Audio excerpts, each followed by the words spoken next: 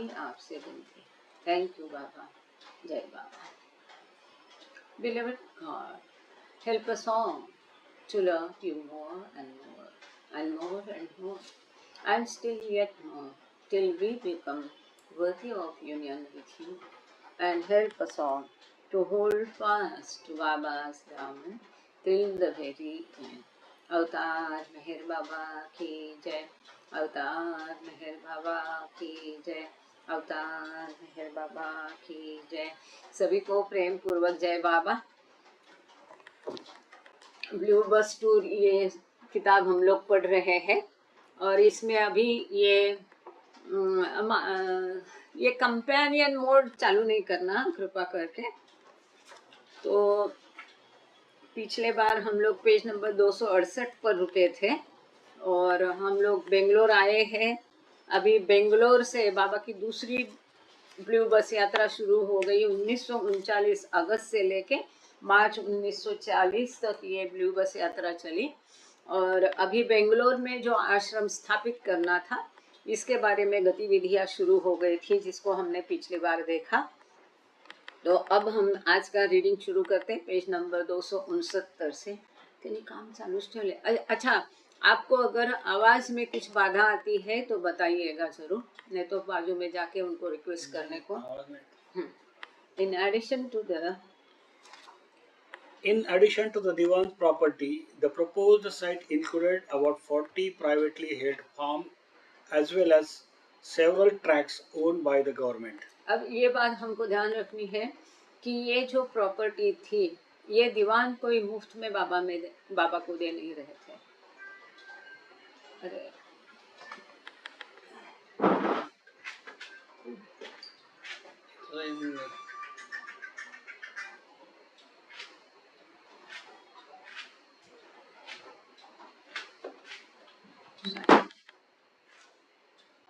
थोड़ा सा आगे ले लेते हैं।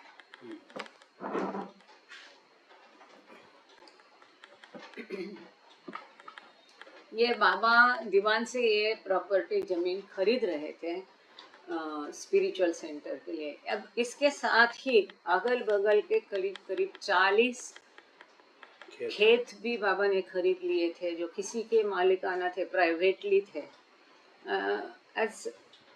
as well as several tracts, government से भी काफी सारे प्लॉट बाबा ने खरीद लिए थे, ओन्ड बाय द गवर्नमेंट। तो बिल्कुल इस बात का ध्यान रखना चाहिए बैरा मंगला के लिए, कितनी सारी जमीन खरीद ली थी पैसे दे करके। Donkin went on to describe the land as lovely, with granite outcrops and green valley with trees between. तो डॉन्किन कहते हैं बहुत सुंदर ये परिसर था, बहुत सारे मतलब आजू बाजू में हिल्स भी थे, टीले भी थे, वैलीज भी थे और हरियाली सभी जगह थी, साथ ही में पेड़ भी थे। Outcrops, granite outcrops.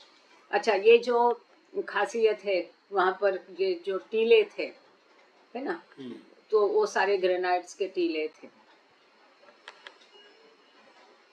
जहाँ पर पैरामंगला आप लोग काफी लोग गए होंगे, बाबा का आश्रम जहाँ स्थापन होने वाला था इसके विषय में हम लोग पढ़ रहे हैं। The projected lake is to the east over the shoulder of a small hill which is on the site and which will be completed in 2 years. तो वहाँ पर ये लोग शायद तालाब भी बनाने वाले थे या गवर्नमेंट का होगा प्लान। ये प्रोजेक्टेड लेक कहा है कि पूरब की तरफ एक तालाब बनने वाला था और जो टीले के पास में बनने वाला था साइड पर, और ये 2 साल में आगे कंप्लीट होने वाला था। On September 10, Baba sent Norina, Donkin and Chanji to Sir Mirza's residence to present him with a check for 25,000 rupees, the first in a series of payments for the government-owned property, the purchase of which the Diwan was facilitating. तो government से जो जमीन खरीदने वाले थे उसके लिए पहली रकम करके 25,000 का, उन दिनों 1939 की बात है, 25,000 का चेक लेकर के बाबा ने दीवान के पास भेजा की पहली रकम गवर्नमेंट को देने वाले थे, क्योंकि गवर्नमेंट से ज़मीन खरीदने वाले थे। ये चेक लेकर के बाबा की तरफ से नोरिना, डोंकिन और चांजी गए। He appointed Adike, Ramju, Chanji, Papa, and Jalbai to oversee planning, land transactions, and finances. तो सभी जो ये योजना है प्लान बनने वाला था, इसकी पूरी जिम्मेदारी जो है योजना बनाया, प्रॉपर्टी के पेपर बराबर चेक करना, सभी दस्तावेज बनाना, ये सारी जिम्मेदारी बाबा ने आदि के ईरानी, रमजू अब्दुल्ला, चांजी, पप्पा जसावाला और जाल भाई जो बाबा के छोटे भाई हैं, इनको दी थी कि ये सारा उसका जो व्यवहार है, आर्थिक है, ये सब ये लोग देखे। सभी जो हम देखते हैं कि होशियार, प्रैक्टिकल, स्मार्ट लोग थे। जैसे कि इनके बारे में फुटनोट नीचे दी है, तुम पढ़ पाओगे इसको? छोटे अक्षर में है कि रमजू अब्दुल्ला के बारे में हम लोग सभी जानते हैं, फिर भी यहाँ एक फुटनोट दी है, तो हम उसको पढ़ लेंगे। अब्दुल्ला करीम जाफर उनका नाम था, जिसको हम रमजू अब्दुल्ला करके जानते हैं, जो लोनावाला से थे। इनका जन्म 18 अप्रैल 1898 में हुआ था और 11 जनवरी 1967 में उनकी मृत्यु हो गई थी। Was a cloth merchant and strict Muslim who met Baba in 1922 and quickly became devoted. तो 1922 में ये बाबा से मिले और तुरंत बाबा के भक्त बन गए। इनकी एक रोचक कहानी है जो आप लोगों ने पढ़ी होगी लॉर्ड मेहर में। ये लोनावाला के कपड़े के व्यापारी थे। इनकी दुकान आज भी वहाँ है, पर अब ओनर मालिक दूसरा है। लोनावाला पुराने सिटी में आप जाओगे और सबसे पुरानी कपड़े की दुकान पूछोगे तो कोई भी आपको बताएगा। 100 साल से ऊपर की पुरानी ये कपड़े की दुकान है, हम जाके आए वहाँ से।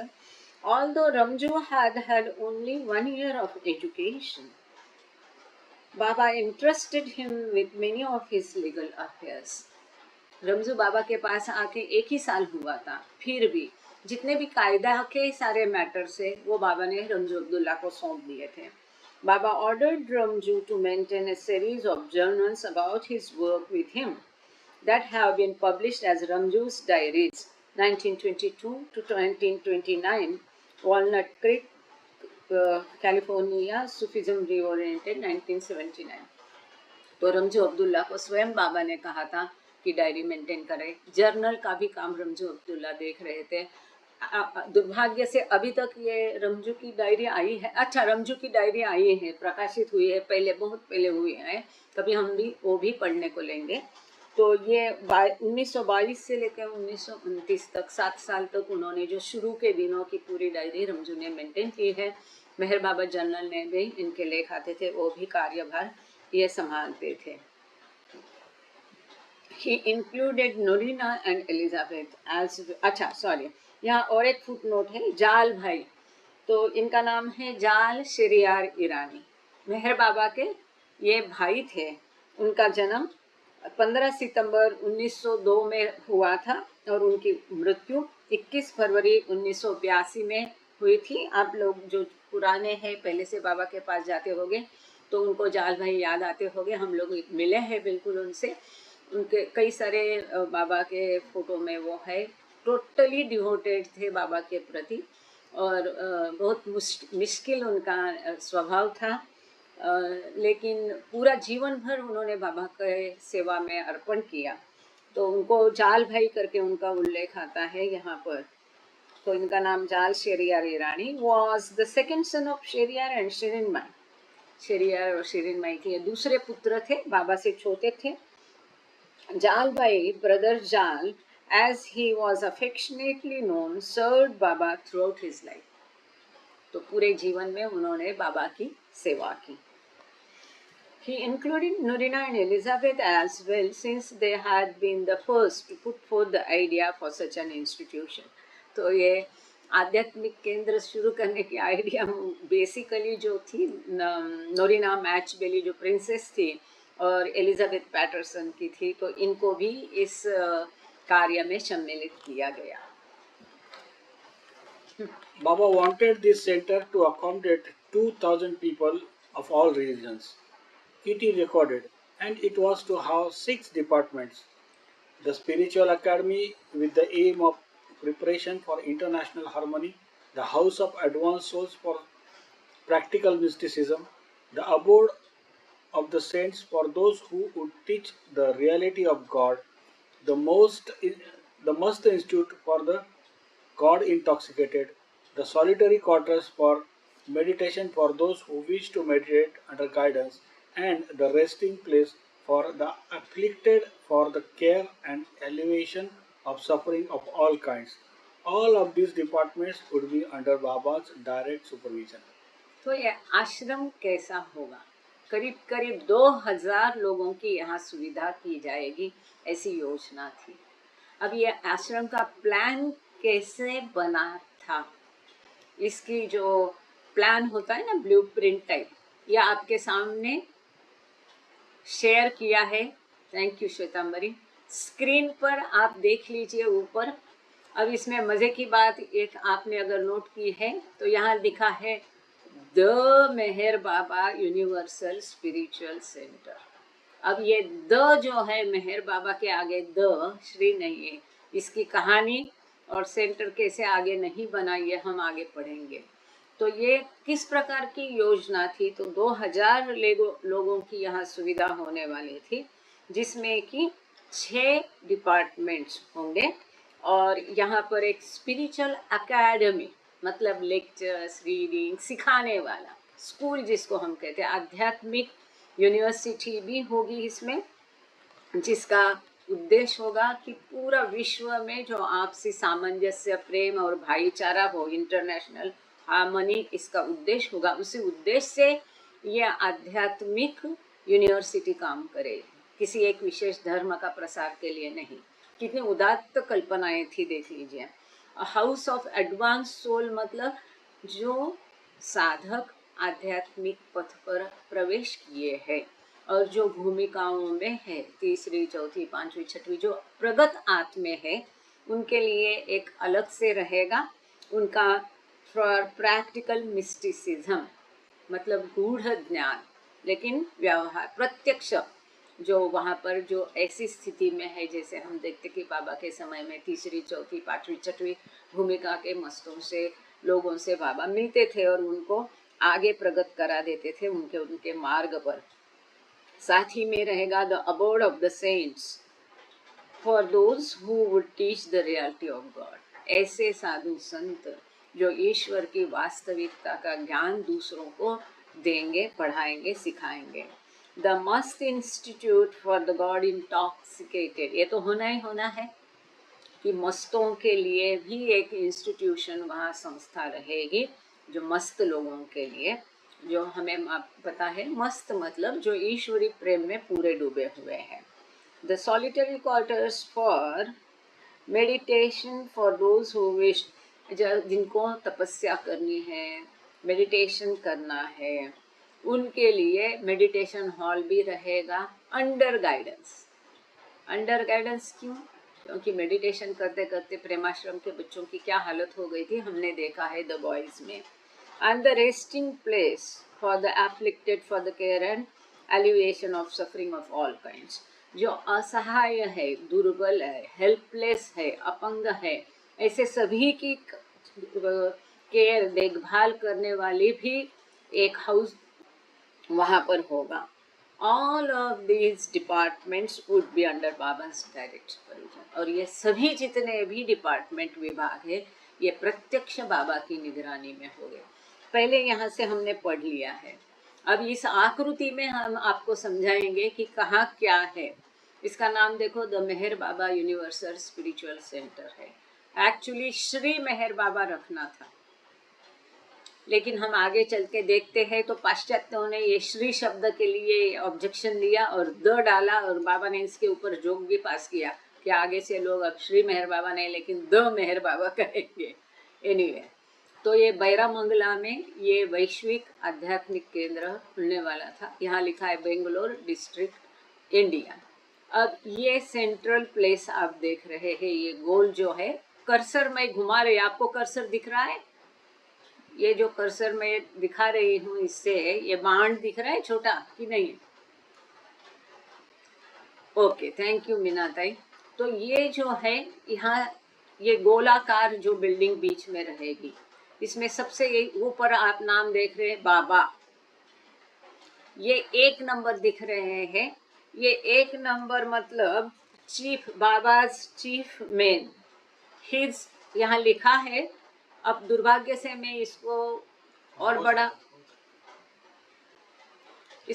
बड़ा करूंगी तो फिर रिकॉर्डिंग में प्रॉब्लम होता है, या थोड़ा बाकी का आपको ओवरव्यू नहीं मिलेगा।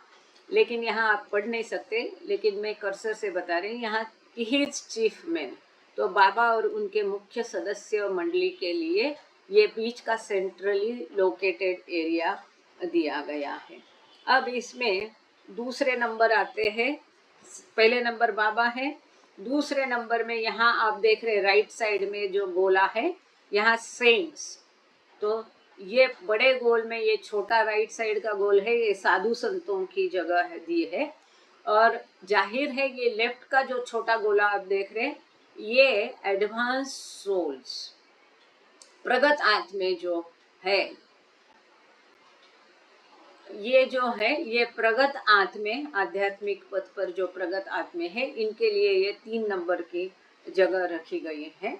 और इसमें अब 4 नंबर जो है, ये यहाँ पर आप फिर से ये क्लॉकवाइज या एंटी क्लॉकवाइज ऐसा नहीं है, इसी प्रकार दिया। ये एक यहाँ है, 2 यहाँ है, 3 यहाँ है, फिर 4 यहाँ है।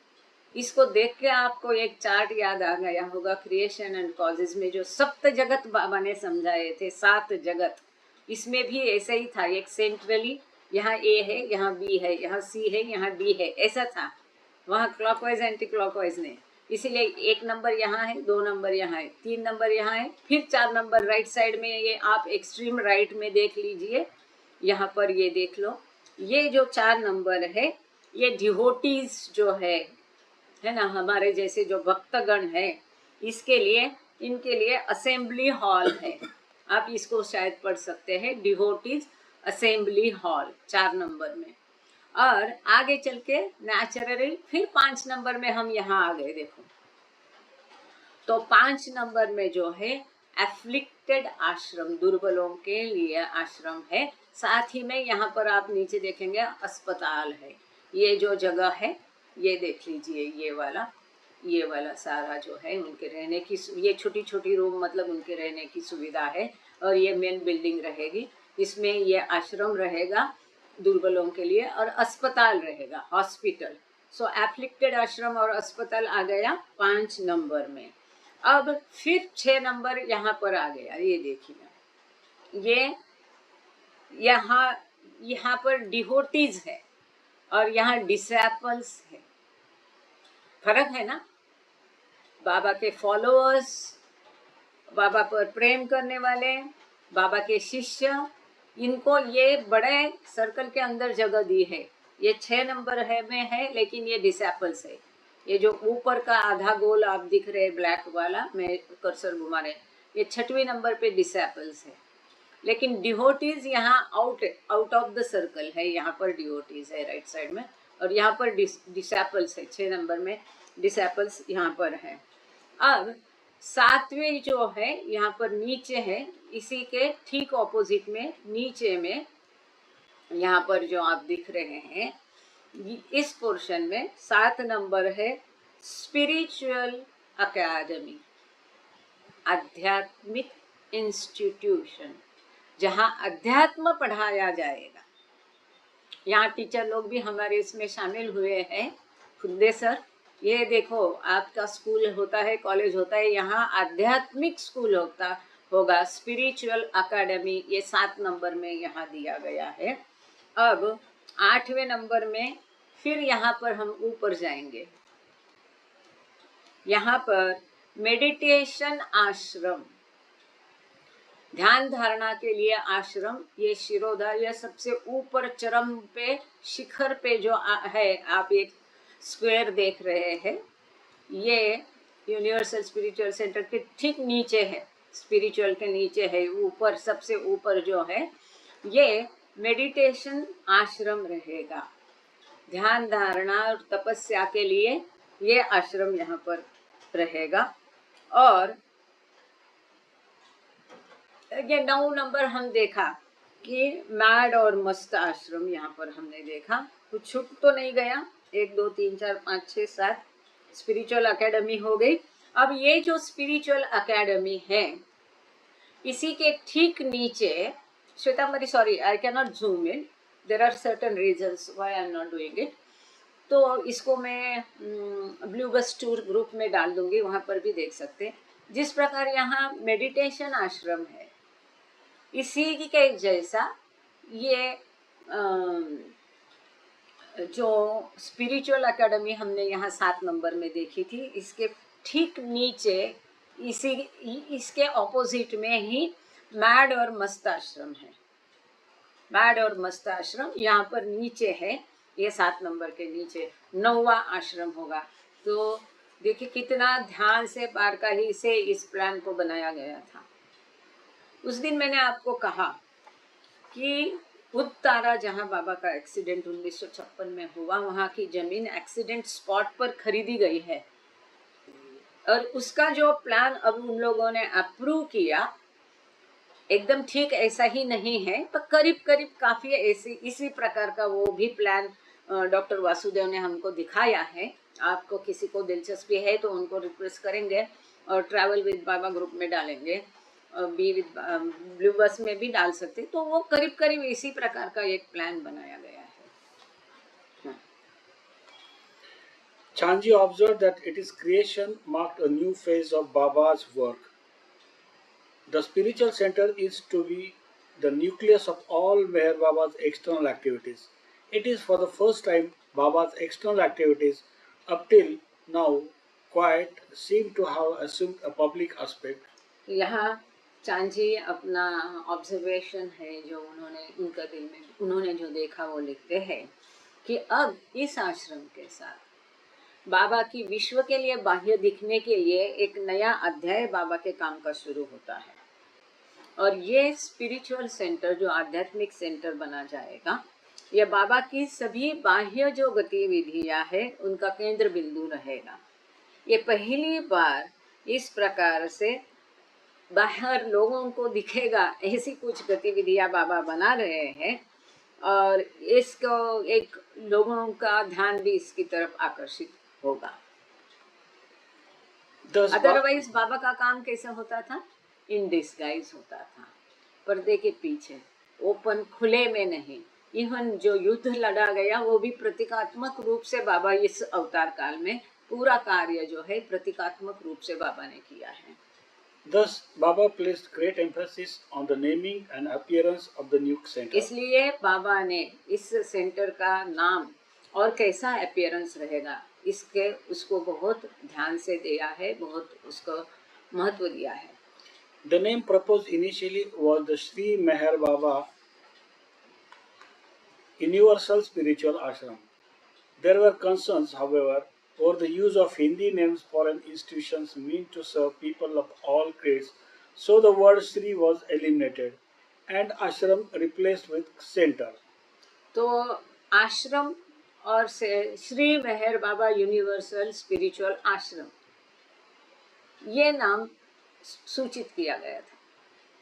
तो लोगों ने इसके ऊपर आपत्ति, मतलब मंडली जन, मतलब पाश्चात्य स्पेसिफिकली, इन्होंने आपत्ति जताई कि यदि हम सर्वधर्म समभाव का यहाँ पर प्रिंसिपल रखते हैं तो श्री शब्द हिंदू लोगों के रिलेशन में आता है, साथ ही आश्रम भी।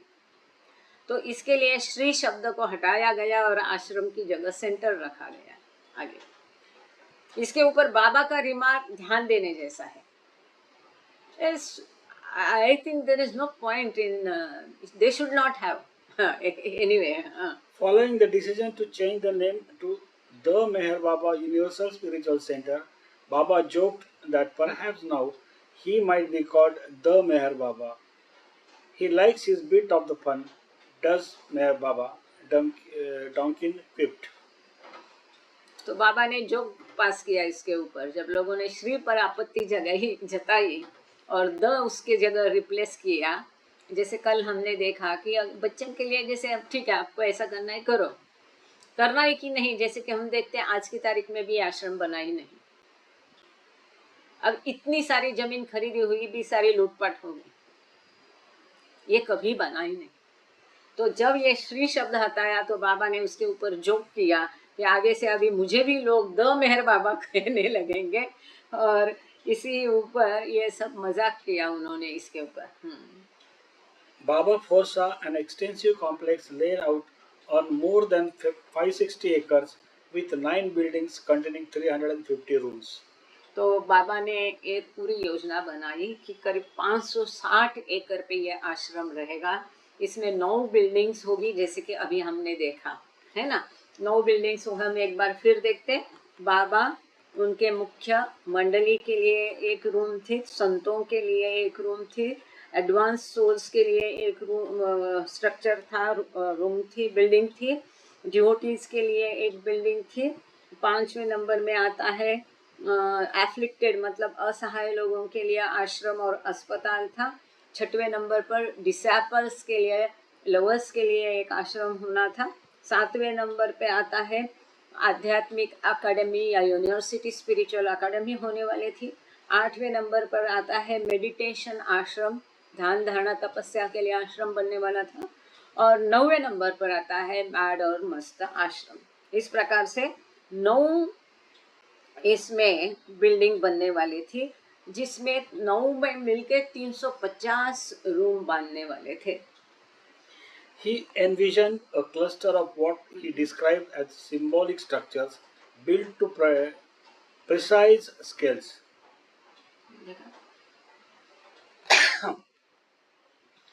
The exteriors were to incorporate Gothic as well as traditional Indian motifs, reminiscent of the Indo-Saracenic style so popular in British India. The design must be universal, Baba emphasized, without conforming to any particular religion. तो बाबा ने कहा कि इसका design भी बाबा ने तय किया, किसी भी एक धर्म के जैसा इसका डिजाइन नहीं होना है, न मंदिर जैसा, न मस्जिद जैसा, न चर्च जैसा। तो ये कैसा रहेगा, इसके लिए बाबा ने स्वयं कहा कि the design must be universal, वैश्विक डिजाइन होना है। तो इसको जो बाहरी इसका दिखावा रहेगा, ये गॉथिक स्टाइल रहती है, जैसे कि रोमन या चर्चेस, ये टाइप का होगा। साथ ही it will be a combination of Gothic and Indian motifs, मतलब मुख्य भारतीय जो शैली होती है, उस भारतीय शैली और गॉथिक शैली दोनों का कॉम्बिनेशन ये रहेगा। बाहरी जो उसका स्ट्रक्चर रहेगा ये इस प्रकार का रहेगा। साथ ही में उन्होंने कहा है कि इंडो सार्सेनिक स्टाइल, ये भी एक, जैसे कि हम देखते हैं ना, ये स्थापत्य शास्त्र के शब्द है ना। जैसे हम मंदिर को देखते हैं तो क्या क्या कहते हैं ना, ये हेमाड़पंथी है, ये फलाना है। तो इस प्रकार से बाहर का उन्होंने स्पेसिफिक स्टाइल का मेंशन किया था कि जो ब्रिटिश कालीन भारत में बहुत पॉपुलर था। आगे बाबा कहते हैं without conforming to any particular religion, किसी भी एक धर्म के जैसा ये नहीं होना चाहिए। He called contractor Noronji Dadachanji from Bombay to begin work on the new plans because the designs what Walter Matrons and Helen Dam had drawn up for the Mandla site no longer met his requirements. तो अब हमने ये देखा है कि Walter Martins और Helen दाम, इन्होंने, हेदी के पति है मेरे ख्याल से ये वॉल्टर, और हेलेन दाम, इन दोनों ने मिलके मंडला में जो आश्रम स्थापित होने वाला था उसका डिज़ाइन किया था। लेकिन ये बाबा की जो रिक्वायरमेंट है इसके हिसाब से नहीं था, इसलिए बाबा ने तुरंत बॉम्बे से जो नौरोजी दादा चांद जी है उनको बुला लिया, जो कि स्थापत्य शास्त्र आर्किटेक्ट भी थे, और प्लान के बारे में काम शुरू करने के लिए उनको कहा गया। On August 19, the Diwan returned to Links, hoping to अब speak. एक बहुत मजेदार घटना हम पढ़ेंगे, ध्यान से सुनिएगा story. On August 19, the Diwan returned to the Links, hoping to speak with Baba at greater length about the new center. Baba told him, "You are the power here materially, I am the power spiritually. everywhere in my own way. So we don't talk to of powers. Taking you as one of my own, I want to talk with you quite frankly. I want to make the center unique. तो 19 अगस्त को जो दीवान है, जो हमने कल कल के lecture में देखा, लिंक्स जो बंगलो है, तो वो देखने वहाँ पर बाबा और मंडली की सुविधा की थी। करीब 50 लोग वहाँ रह रहे थे। तो वहाँ पर उनको मिलने के लिए दीवान जो है स्वयं मैसूर के बेंगलोर के दीवान बाबा को मिलने आए वहाँ पर। और बाबा ने उनसे कहा कि पूरा बाबा के सेंटर के बारे में पूरी चर्चा करने के लिए। तो बाबा ने उनसे कैसी बात की, ध्यान से सुनना। हाँ, और इसमें से आगे जो हम कहानी सुनने वाले हैं, जो मज़ेदार भी है, इंटरेस्टिंग है और बहुत बड़ी सीख हमें देगी वो कहानी। तो इसके पहले क्या हुआ वो देखते हैं। तो बाबा ने दीवान को कहा कि यहाँ तुम्हारी पावर है, शक्ति है, तुम्हारा राज है, लोग तुमको मानते हैं। तो तुम्हारे पास मटेरियल पावर है, भौतिक शक्ति है, मेरे पास आध्यात्मिक शक्ति है। तो आज हम दोनों पावर की शक्ति की बात नहीं करेंगे। तो हम क्या करेंगे? यस, थैंक यू ताई।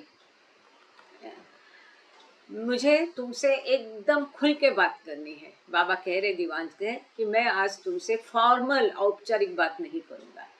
तुम महान हो गए, तुम्हारी पावर होगी, लेकिन मैं आध्यात्मिकता में महान हूँ। तो मैं आज खुल के तुमसे बात करता हूँ और मुझे ये जो आध्यात्मिक केंद्र है एकदम असाधारण बनाना मैं चाहता हूँ।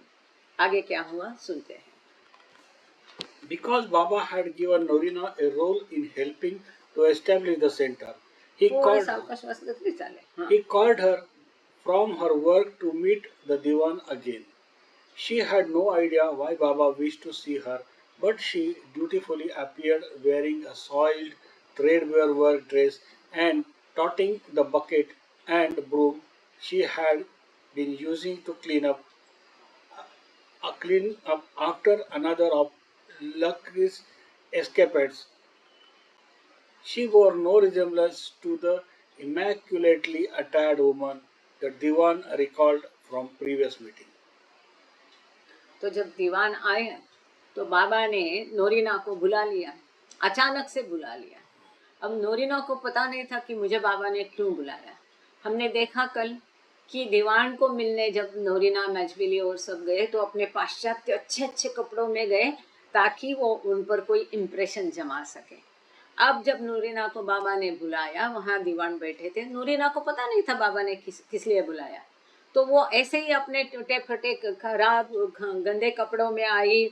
एक हाथ में उसकी बकेट थी, बाल्टी थी, दूसरे हाथ में झाड़ू था। और लकी, जो हमने पिछले बार देखा कि लकी बंदर है, उसने उधम मचा के जो भी कारनामे किए थे, गंदगी की थी, उसको वो साफ कर रही थी। ऐसे ही अवतार में वो बाबा के सामने आ गई। अब वहाँ दीवान भी बैठे थे। अब उनको देख के नोरीना चौंक गई। उसको बहुत अवमानित लगा।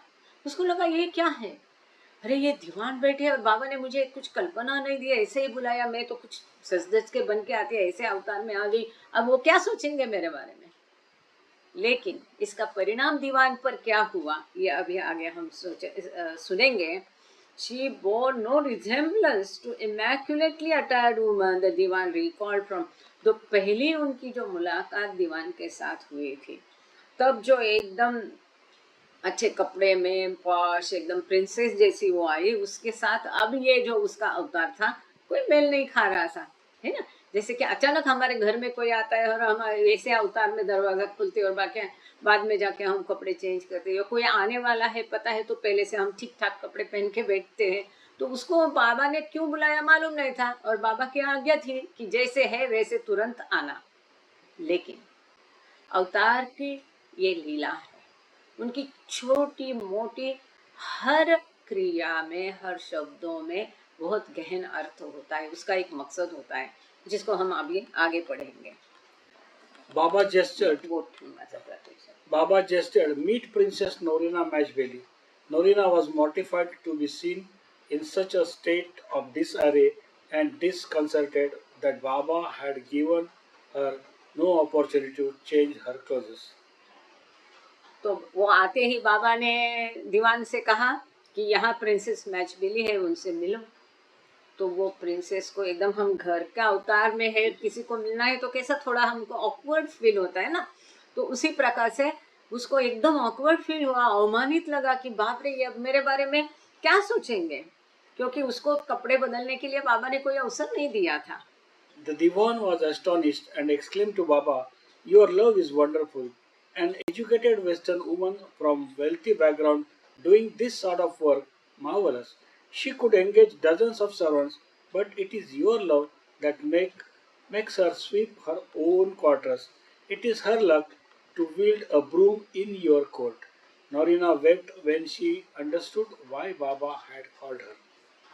देखा, तो जैसे उसको देखा दीवान ने ऐसे अवतार में नूरिना मैचबेली को, तो उनको देख के वो दंग रह गए, उनको बहुत आश्चर्य हुआ, और उन्होंने कहा वो कितना अद्भुत है, ये इतनी पढ़ी लिखी, इतनी बड़ी अमीर ये प्रिंसेस है, इतना इसका कार्य महान है, और आपके आश्रम में वो ऐसा काम करती है। बहुत सुंदर, आपका प्रेम अद्भुत है। वो तो अपने कोई भी कार्य के लिए दर्जनों सर्वेंट एंगेज कर सकती थी, लेकिन आपके प्रेम के कारण यहाँ पर वो झाड़ू लगा रहे हैं। कितना सुंदर है, कितना अद्भुत है, आपका प्रेम महान है। ये तो इसका महत् भाग्य है कि वो आपके दरबार में झाड़ू लगा रही है। जब ये नोरीना ने सुना तब वो रोने लगी। अब फिर उसे पता चला कि बाबा ने उसको एकदम ऐसे ही अचानक क्यों बुला लिया। जो हर मीटिंग में सज धज के जाती थी, अब दीवान आने के बाद बाबा ने अचानक उसको बुलाया, उसको अपमानित लगा, उसको कपड़ा चेंज करने को टाइम नहीं मिला। पर जब दीवान ने ये शब्द कहे कि ये उसका महत् भाग्य है कि आपके दरबार में उसको झाड़ू लगाने का सौभाग्य मिला, तब नोरीना रोने लगी। Chanji apprised devotees throughout India and the West of Baba's plans in November 1939, Meher Baba Journal column. तो जैसे हमने देखा, चांजी जो है मेहर बाबा जर्नल में बाबा कहाँ गए, क्या चल रहा है, सारी गतिविधियां वहाँ पर, और लोग एकदम उत्सुकता से, क्योंकि कहाँ है बाबा, क्या हो रहा है, ये जानने के लिए बेताब होते थे। तो उसमें 1939 के मेहर बाबा जर्नल जो है, नवंबर का जो अंक है, उसमें चांजी बाबा के इस प्लान के बारे में उन्होंने जर्नल में जो लिखा है वो अब हम पढ़ेंगे। साथ ही में अब इससे मुझे याद आया, जैसे कि early messages of Meher Baba to the west, ये किताब हम पढ़ रहे थे, उसका एक एक पन्ना हमने पोस्ट किया। अर्ली मैसेजेस नया ग्रुप खोला था, बट चूंकि हम दूसरी किताब उसमें ऐसी लेंगे कि उसके पन्ने पोस्ट नहीं करेंगे, इसकी जगह early messages to the west जो व्हाट्सएप ग्रुप है, इसमें आगे हम मेहर बाबा जर्नल के कुछ लेख या मेहर बाबा जर्नल के पन्ने डालना शुरू करेंगे। आपको कैसा लगता है इस विषय में, थोड़ा मुझे पर्सनली ओके जय बाबा सुरेखा ताई बता दीजिए, या कोई दूसरी आइडिया आपके दिमाग में है तो। For a great and unique center, as Meher Baba has wanted long since to start for his universal work, the site selected must have, besides unique distinctions in all practical ways, certain definite special qualities and atmosphere which aid in creating a response in the people when they find and feel the presence and power of august and divine personalities of saints and masters. एक लंबा paragraph, एक sentence है ये चांची का लिखा हुआ जो है। जैसे कि मेहर बाबा चाहते थे कि उनका एक ऐसा असाधारण केंद्र बने, आध्यात्मिक केंद्र, जहाँ पर कई दिनों से बाबा की ये इच्छा थी, जहाँ पर वो अपना आध्यात्मिक का वैश्विक आध्यात्मिक कार्य कर सके। तो इसके लिए अब एक जगह निश्चित की गई है।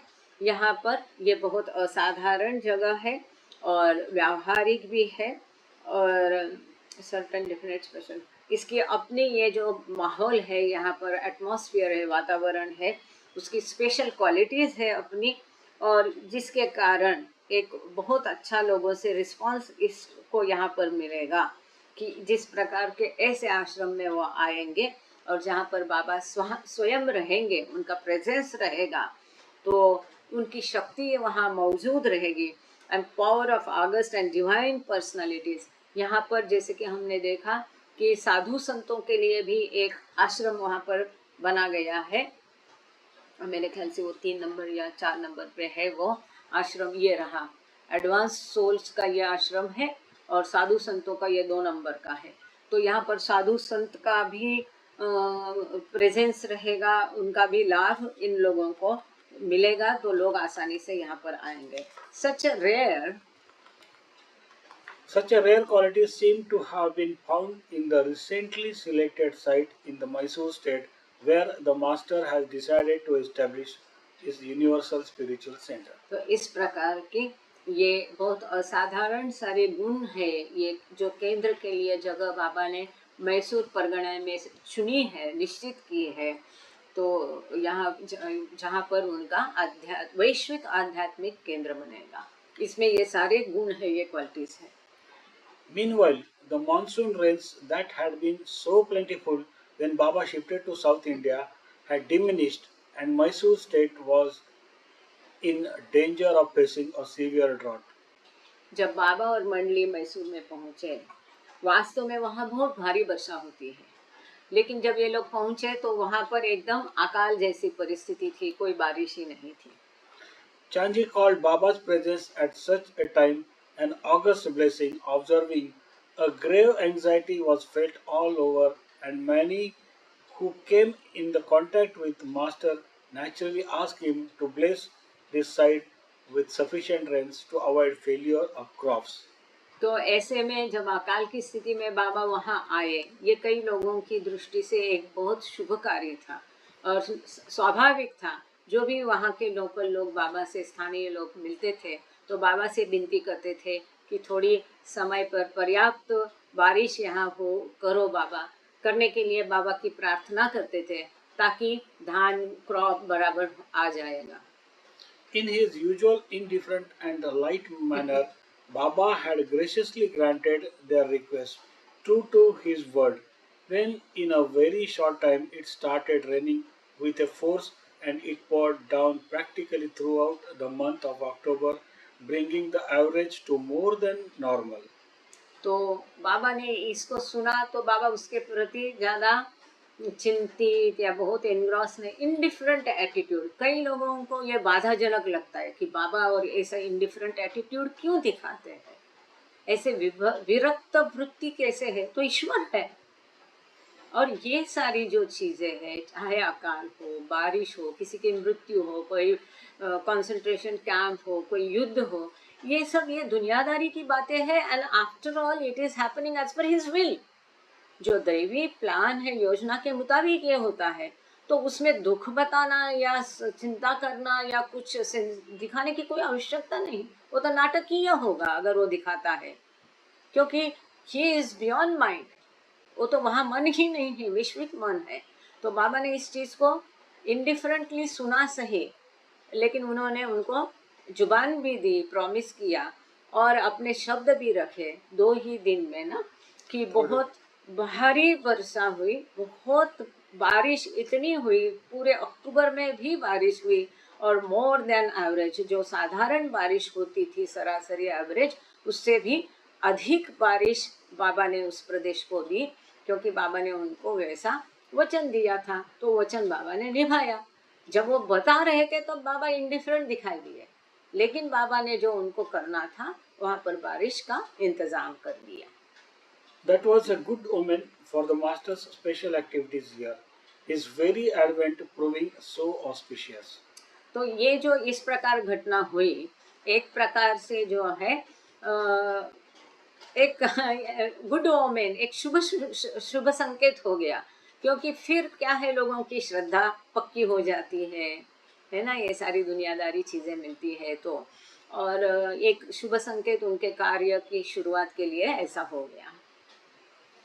Chanji observed that while the creation of the Universal Spiritual Center was the external, visible aspect of Baba's activities, must work represent the internal, unseen aspect of his work.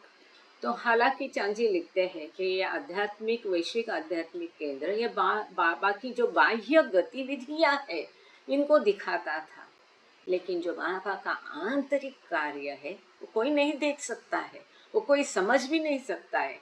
Even यहाँ तक कि बाबा ने, हमने जो किताब पढ़ी है क्रिएशन एंड कॉजेज, वहाँ बाबा क्या कहते हैं कि अगर अवतार उंगली भी उठाता है, कितनी साधारण क्रिया है ना, बाह्य क्रिया जिसको हम देखते हैं एक्सटर्नल एक्टिविटी है ना, तो एक उंगली भी अवतार उठाता है तो उसके परिणाम पूरे विश्व में होते हैं। तो यहाँ अवतार जो भी कुछ करता है वो सारा विश्व के लिए, उसका कोई ना कोई, इसीलिए अवतार की हर क्रिया जो है प्रतीकात्मक होती है।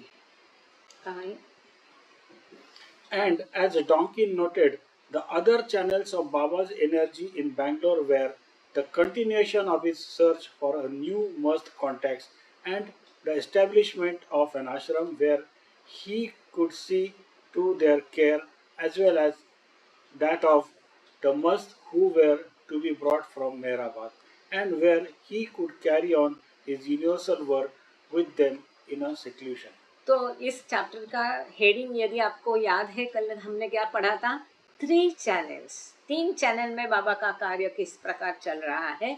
तो अब तक पहला चैनल था ये वैश्विक आध्यात्मिक केंद्र खुलना है, इसके बारे में हमने देख लिया। दूसरा वो कहते कि जो बाबा का आंतरिक कार्य है वो हम ना समझ सकते, ना देख सकते, ना दिखाई देता है, ये एक्सटर्नल एक्टिविटीज दिखाई देती है। ऐसे ही external activities but linked with the internal activity जो है बाबा का मस्त आश्रम है। तो ये भी कार्य बहुत जोर शोर में शुरू हो गया था। नए नए मस्त ढूंढना, उनके साथ संपर्क प्रस्थापित करना, उनके साथ कार्य करना, साथ ही में मस्त आश्रम की स्थापना करना, और बाबा उनकी पूरी देखभाल करते थे।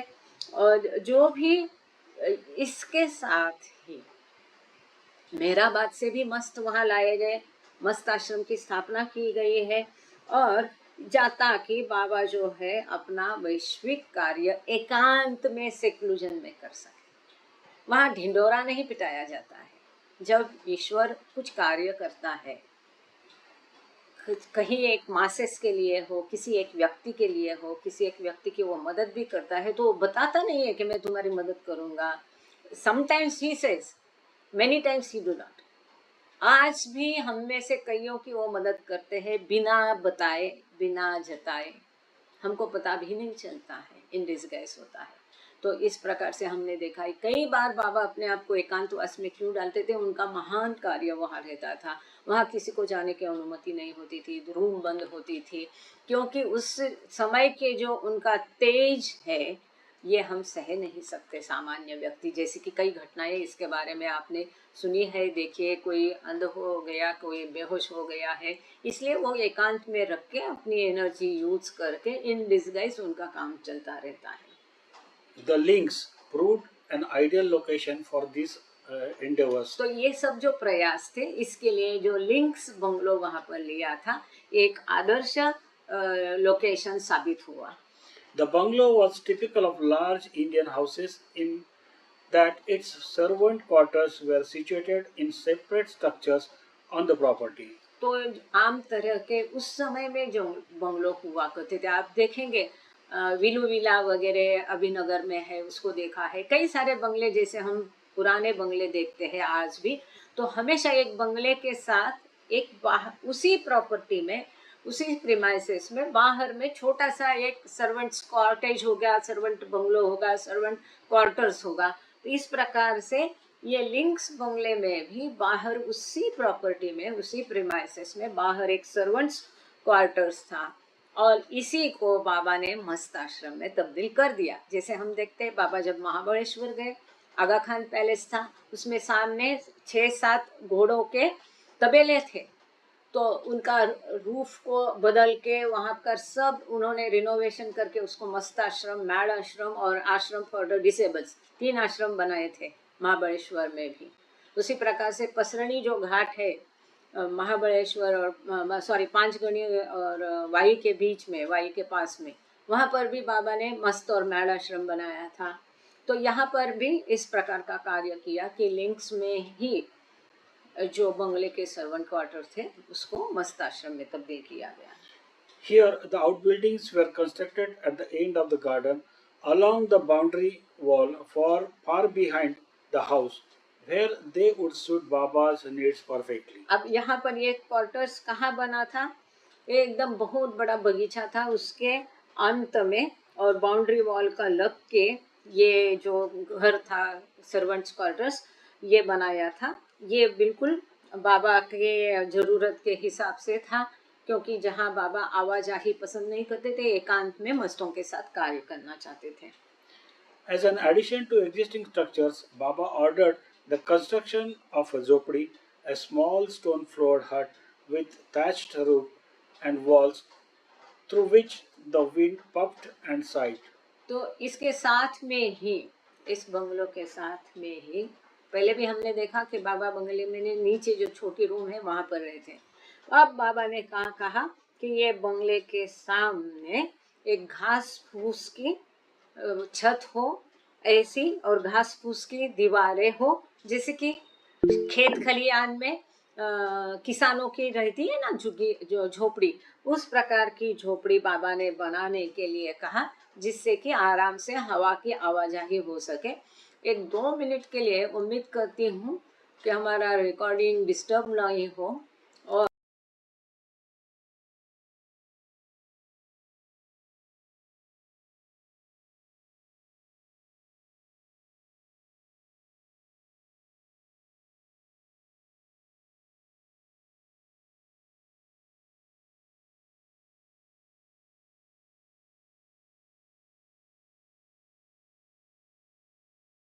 आप लोग देख पा रहे?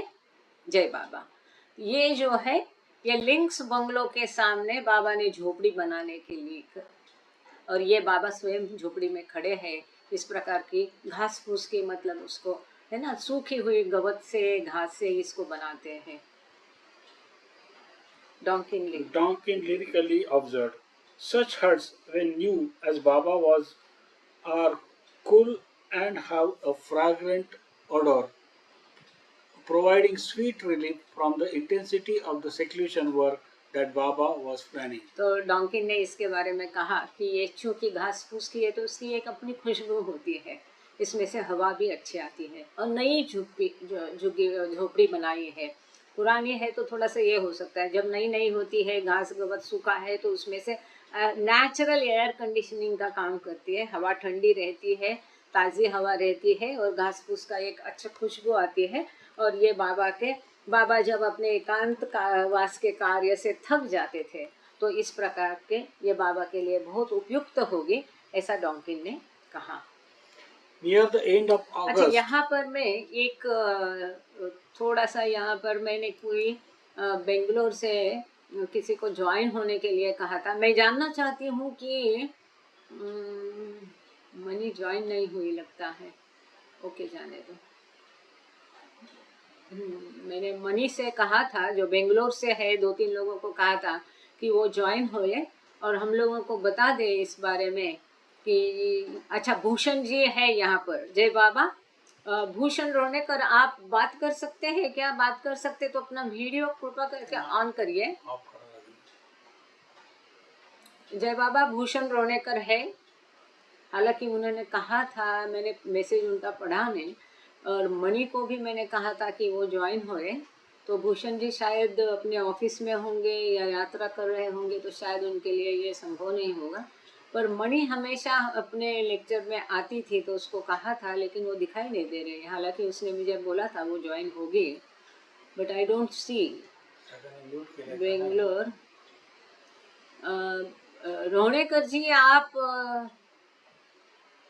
अच्छा, मेहर, ये मतलब यस, ओके ओके ओके बेटा, I will open it. Yes yes, मैं मणि करके देख रही थी। Okay, great. जय बाबा बेटा, अपना माइक खोल के। जय बाबा मणि। जय बाबा मणि। जय बाबा आंटी। हाँ, तो ये हमें बताइए कि क्या ये लिंक्स बंगलो अभी भी है क्या? अभी वो लिंक्स बंगलो एक बड़ा अपार्टमेंट बन चुका है। पहले हाँ। जो लिंक्स बंगलो को आपने दिखा रहे हो ना यहाँ पे, वो पूरी तरह से बदल गया है। अब एक कमर्शियल अपार्टमेंट बन गया है वो। अब उसका नाम क्या है? नाम मुझे याद नहीं है, बट ये बहुत बड़े बिल्डर ने ले लिया था। काफी टाइम हो गया जाके, तो मैं तो पता करके ये बताती हूँ। एक काम करना, if it is hmm, possible for you, वहां जाके वहां उसका लोकेशन कैप्चर करके और उसका फोटो लेके थोड़ा ट्रैवल विद बाबा में डाल दीजिए, ठीक है आंटी। है ना? फिर मैं वो ब्लू बस टूर में ग्रुप में भी डालूंगी। और साथ ही मैं ये भी पूछना चाह रही थी कि अब ये झोपड़ी तो हटाई दी होगी उसने, लेकिन जो सर्वेंट क्वार्टर पीछे था, कभी कभी क्या करते हैं हम्म, ना, जब ये बिल्डर लोग जगह ले लेते हैं तो उनका भी माल रखने को, सर्वेंट्स को रखने के लिए वो जगह वैसे ही रखते हैं जहाँ बाबा ने मस्तों के लिए कार्य किया, जो बाउंड्री को लग के था। हो सकता है वो अभी भी वहां बरकरार हो, तो एक चक्कर पूरी काट देना उसको। एक्चुअली आंटी ये बहुत पॉश एरिया हो गया है अभी। वो इसका एग्जिस्टेंस नहीं है। मतलब हम लोग जब गए थे तभी वो बिल्डिंग बन रही थी। It's almost okay. 10+ years now. हाँ, कोई बात नहीं, फिर भी एक और बार। ये जगह बहुत पॉश एरिया है, तो यहाँ पे चांसेस आर वेरी लो कि वो वाले आप जो बोल रहे हो वो पता करना बहुत मुश्किल है। इट्स टोटली और चेंज नाउ। जैसे पहले वो हम समझ देख रहे गई हैं मैं। ना, बैंगलोर इज टोटली चेंज। वो जो एरिया बाबा बता रहे हैं जहाँ गए थे ना, वो बहुत ही एकदम मतलब एक मेन एरिया में आता है। जैसे मैजेस्टिक है जो अपना रेलवे स्टेशन है, आप लोग को बहुत लोग को पता होगा, और बस स्टैंड है ना, तो वो एरिया के आसपास है, and it's a prime area now. Okay, got it. अच्छा, दूसरा, ये जो कहा है यहाँ पर कि बैरामंगला में हिल वगैरह में, मैं तो काफी बार गई हूँ, जब राव अंकल थे और उसका बहुत सारा खेत खलियान था तब भी गई थी। पर वहाँ पर हिल वगैरह है क्या? और जो भी खेत खलियान और बाबा ने जगह खरीदी, वो सब उसी के आसपास में बगल में ही लग के ही होगी ना? हिल्स तो है नहीं, पर वो लेक जो है अभी भी है। हाँ हाँ। और वो एरिया भी काफी बड़ा हो गया है। अभी वो एक इंडस्ट्रियल एस्टेट हो गया है। तो अपना टयोटा जो है ना बैंगलोर का, वो वहां पे है। एंड एक्चुअली जो मेन 7-10 एकड़ जो है वही बैरामंगला में है। और बाकी सब पूरी इंडस्ट्रियल एस्टेट हो गई है। बहुत सारी फैक्ट्रीज है उधर। हाँ, दुर्भाग्य से ये हमने देखा हाँ, तो है अपने। ट्रीज आप बोल सकते हो कि जो कैंपस के अंदर कुछ ट्रीज अभी भी है, और थोड़े से वो लेक के पास कुछ है। और बाकी मतलब वो वाली ट्रीज नहीं है जो नई नई जनरेशन की अभी जो प्लांटेशन होती है, वही सब है। हाँ, वो तो हमने देखा, पहला की भी देखा था, अभी का भी देखा। दुर्भाग्य से वो और सिकुड़ता जा रहा है उसका जगह।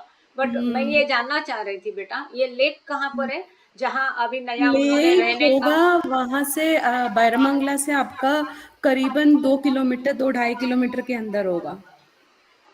काफी दक्षिण में? बड़ी लेक है ये। दक्षिण कौन सी दिशा में है? जो हमारे बाबा की जगह है बैरामंगला की, आश्रम और वो हाँ, सब पांच सदगुरु, उसके दक्षिण में, पूरब में, पश्चिम में, रोड साइड कौन सी हाँ, साइड में? साउथ, शायद साउथ की साउथ तरफ में, है, हाँ। South to west, exact, south correct. West. Okay okay. हाँ, अब बने रहिएगा, और आगे से कुछ संदर्भ की जरूरत पड़ेगी तो आपको बुला लेंगे। थैंक यू बेटा। जय थैंक यू बाबा। आंटी। जय बाबा, जय जय बाबा। बाबा। तो आगे चलते हैं इस सिलसिले में। हमको काफ़ी सारी आपको भी जानकारी मिली है। बेंगलोर वालों को, उस जगह के लोगों को थोड़ी जिम्मेदारी सौंप देते हैं। हालांकि उन्होंने कहा कि ये पॉश एरिया है, फिर भी मैं चाहती हूँ कि जो लिंक्स की जगह जो बिल्डिंग है वहाँ वो जाए, अगल बगल में पूरा प्रदक्षिणा लगाए। शायद पीछे में कुछ उनको निशान मिले नहीं मिले, पता नहीं। कई बार जो पुराना कंस्ट्रक्शन का कंपाउंड वॉल वगैरह जबरदस्त रहता है तो उसी को वो लोग रिनोवेट करते, जैसे कि हमने नासिक में देखा कि ऐसा लगता है नया है, पर सौभाग्य से हमें दिखा कि पेड़ का, है ना, वहां से पेड़ बाहर आया था वो, और वहां पर पता चल रहा था कि ये पुरानी दीवार है। एनीवे, आगे चलते हैं। Near the end of August, Baba sent out papa. Papa out on his first assignment. With considerable reluctance, Papa agreed to assist Adike and Kaka in locating a particular must with whom Baba wished to work. अच्छा, तो ये अभी जो है हमने पिछले बार देखा था कि पप्पा जैसा वाला अभी रिटायर हो गए और आश्रम नए से उन्होंने ज्वाइन किया है, पहली बार थी और पापा का नेचर बहुत गुस्सा वाला था। अब ये कई सारा ये कहानियाँ आगे जो हम पढ़ने वाले हैं ये हमको कई सारी सीख देती है। बिना सवालात, बिना अपना दिमाग लड़ाए आज्ञा का पालन करना कितना बड़ा काम होता है, और उसको क्रॉस क्वेश्चन करके हमारे दिमाग लड़ाएंगे तो कैसा उसमें बाधाएं आती है। तो ये कहानी हम पढ़ेंगे। तो ये अगस्त के अंत में बाबा ने पापा जैसा वाला को पहली बार इस एक असाइनमेंट दिया, प्रोजेक्ट दिया, इस कार्य के लिए भेज दिया। और पापा जैसा वाला बिल्कुल तैयार नहीं थे, बहुत आनाकानी कर रहे थे उस पर जाने के लिए, पर मुश्किल से वो तैयार हो गए। उनके साथ में आदि के ईरानी थे जो कि पूरे बाबा को डेडिकेटेड थे, वर्षों का अनुभव था, और साथ में काका बारिया भी थे जो कि मस्तों को खोजने में एकदम माहिर थे। और बाबा चाहते थे कि ये तीनों मिलके जा करके चद्दरवाला नाम का एक जो 6वीं भूमिका का मस्त था, जो कि बेंगलोर का चार्जमन भी था, हर सिटी का एक चार्जमन, ऐसे कई शहरों के चार्जमन आपने अभी तक पहली जो ब्लू बस यात्रा हमने पढ़ी, कम से कम चार शहरों के चार्जमन की बाबा ने पहचान करा दी, ये इसका चार्जमन है, उसका चार्जमन है, याद आ रहा है। तो वैसे आज हम देख रहे हैं कि बेंगलोर शहर का जो चार्जमन था चद्दरवाला बाबा, इसको खोज लाने का कार्य जो है बाबा ने इन तीनों पर सौंपा। Chandarwala so revered throughout the city that one of his seats was the front veranda of Diwan's office, located in the cantonment. तो चद्दरवाला को लोग इतना मानते थे, पूछते थे कि दीवान जो हाईएस्ट अथॉरिटी समझी जाती थी, उनका ऑफिस था कैंटोनमेंट एरिया में। तो ये कैंटोनमेंट एरिया में जो दीवान के ऑफिस के सामने ये चद्दरवाला बाबा की भी सीट थी, जगह थी। इतना लोग उनको लोगों के लिए वो पूजनीय थे।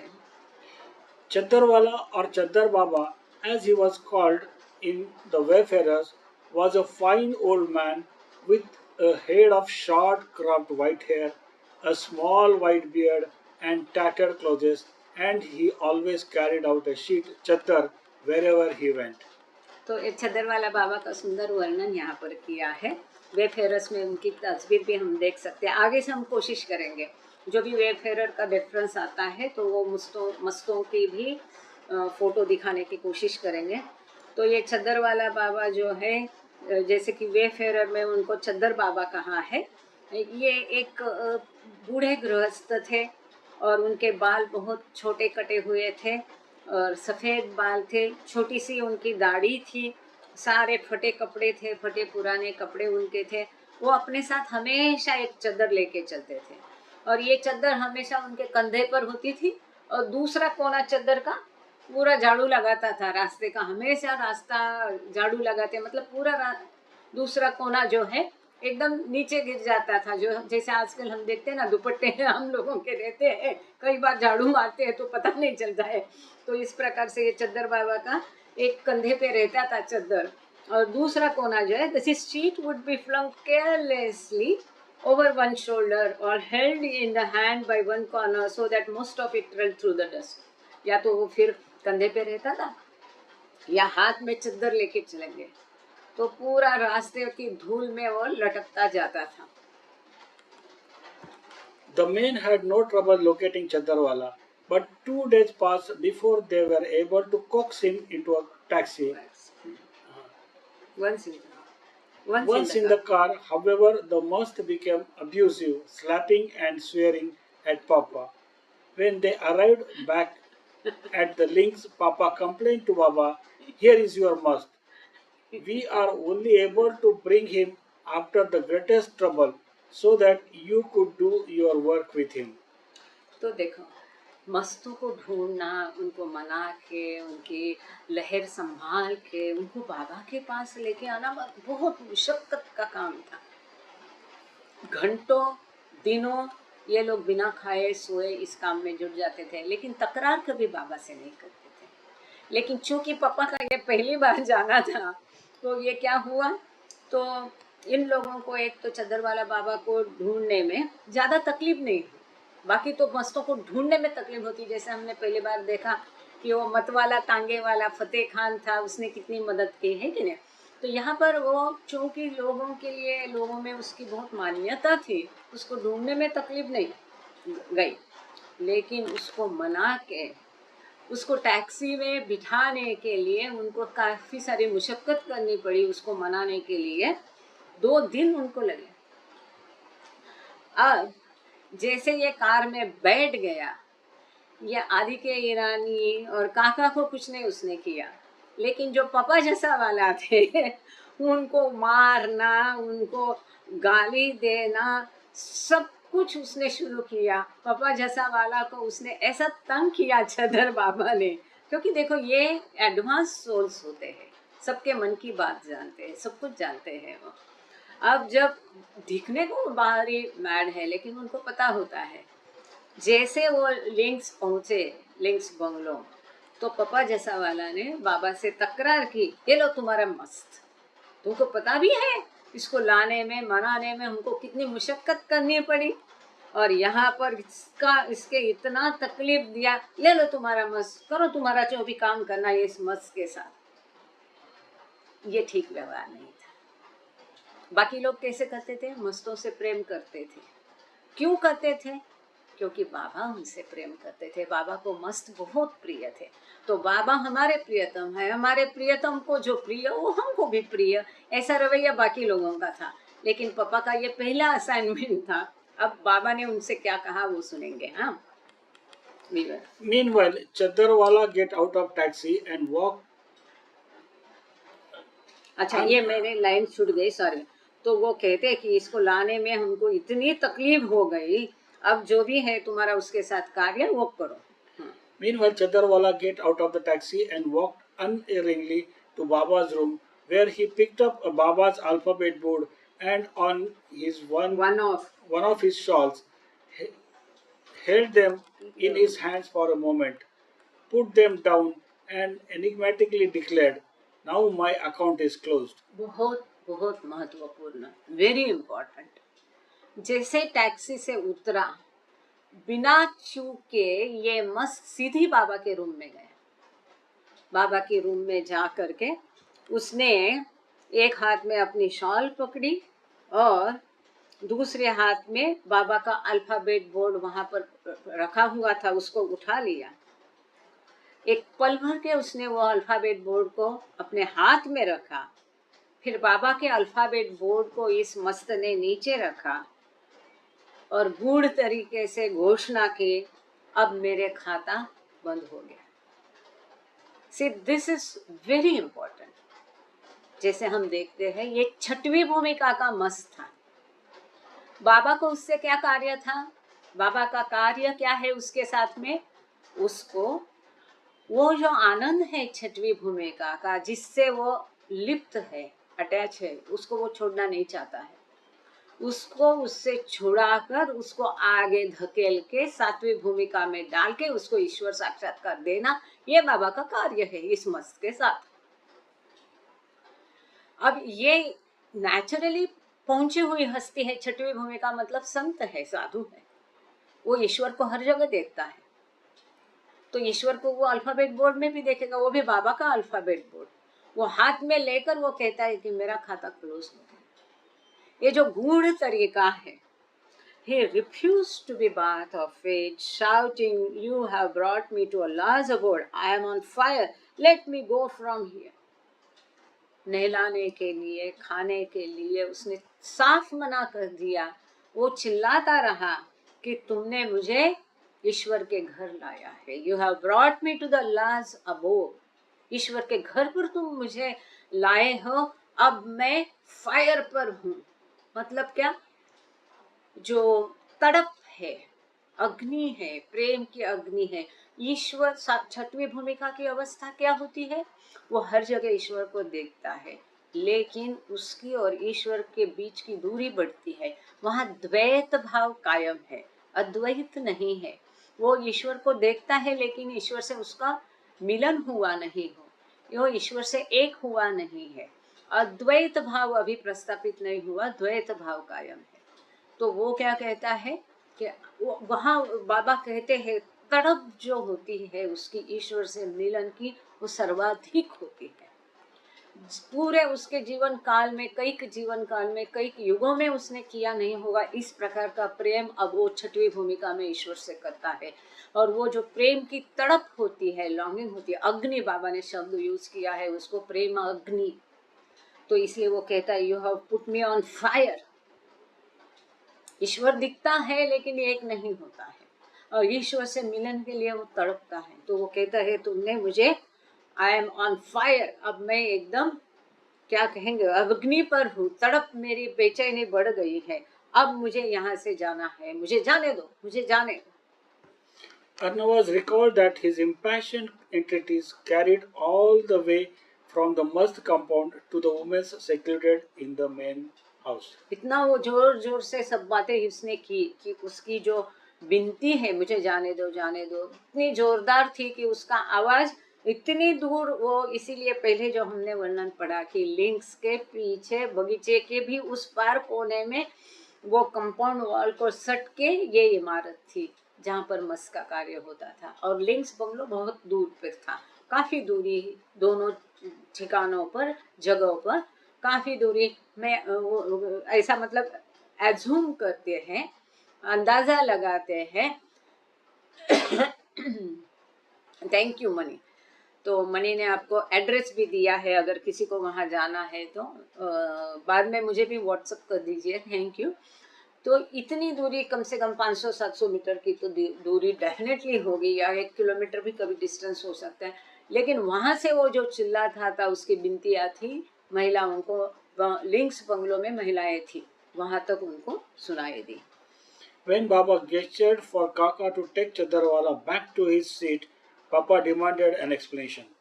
Why did you allow him to return without working with him?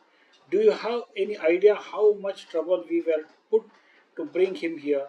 We followed him about the whole day without even drinking a drop of water, and after such labors, you are sending him back without working with him. What is this? तो जब जैसे कोई भी मस्त बाबा को पहचान लेता है तो कई बार बाबा फिर उसके साथ कोई कार्य बिना किए उसको जाने देते। अब यहाँ मस्त ने खुद ही, बाबा के अल्फाबेट बोर्ड ये साधारण चीज नहीं है, उसको लेकर वो कहता है कि मेरा खाता बंद हो गया, क्लोज हो गया, मतलब उसका कार्य भाग हो गया, जो भी बाबा को उसके साथ करना था, सातवीं भूमिका में जाने का या जो भी उसके साथ कार्य था वो हो गया था। तो इसके लिए उसकी विनती का मान रख करके, और बाबा कभी भी मस्तों पर जोर जबरदस्ती नहीं, उनके हिसाब से उनकी मर्जी का रख के ऐसा करते थे।